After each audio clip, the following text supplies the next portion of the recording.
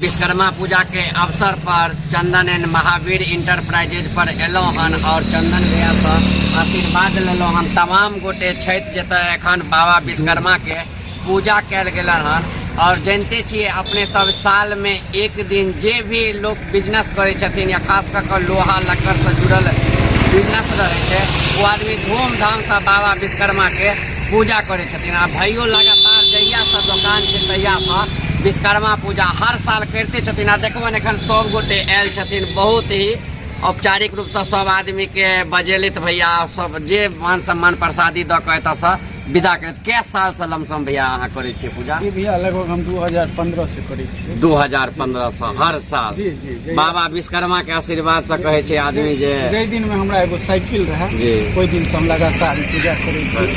सबटा हुनके दिन छै, महादेव और विश्वकर्मा।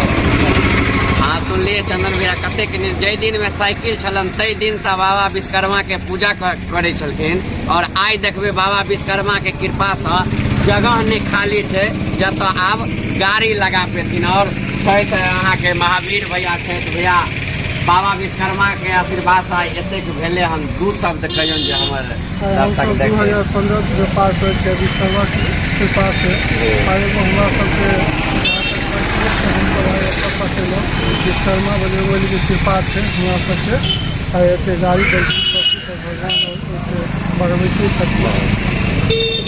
सुनलिए तो यह छन बाबा विश्वकर्मा के महिमा। तो अपने वो सब गोटे लिखू जय बाबा विश्वकर्मा। अहू सबके बाबा विश्वकर्मा कल्याण करता और 121 करता। भैया छे भैया की कह चाहबे? विश्वकर्मा पूजा छे और बाबा विश्वकर्मा के आशीर्वाद जिनका पर पड़ जाय छे उनकर दिन दुगुना रात चौगुना भ जाय छे। जी जी की कह चाहबे? चंदन जी जे छे से महादेव जी छे ई दोनों आदमी बहुत ही पूजा पाठ से सेहो राखे छे। लेकिन आदमी के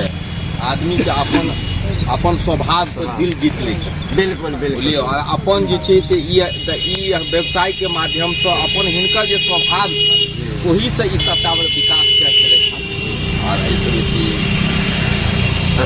बहुत निक बात सुनबे के लिए न तो संघर्ष रहलन हन भैया के और अपन मेहनत रहलन हन जे मेहनत के बलबूते कहबे के लिए तो भैया जे एगो साइकिल से चले छलखिन, सोचने नहीं छलखिन जे एतेक बड़का प्रॉपर्टी के सेकेंड हैंड साइकिल लेने तो सुन सके छे। इतिहास छन भैया के और यह इतिहास बाबा विश्वकर्मा के छे जे आदमी साइकिल लेथिन या घोड़ा गाड़ी कोनो चीज लेथिन जे भी हुनका घर में सामान रहे छन हुनकर पूजा करे छथिन बाबा विश्वकर्मा के। और बाबा विश्वकर्मा के दया होय छे तो भंडार लग जाय छे। और भैयो के आय भंडार पूरा देखते छिए सामने में जे लागल छे। तो एनाहिते सब आदमी कहब जे भी हिंदू धर्म से छे बाबा विश्वकर्मा के जरूर पूजी साल में एक दिन। और सब आदमी लिखो जय बाबा विश्वकर्मा। जय बाबा विश्वकर्मा।